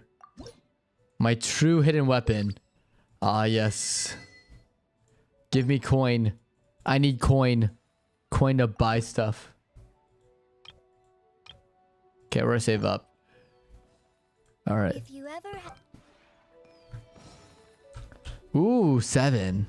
Nice, I reached 7. All right.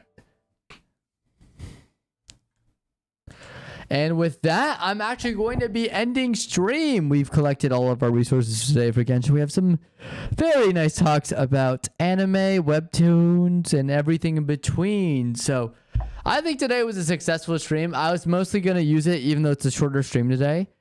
I did have a delay because of the power outage.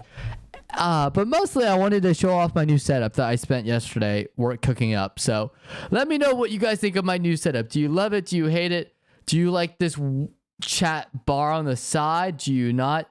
I had to recalibrate everything because I got a new webcam. So let me know what you guys think. But my name is Seyorias, and I'll catch you guys on the next stream on Friday. So stay tuned. We'll have a longer stream, hopefully on time. You never know, but that's the goal at least. See ya.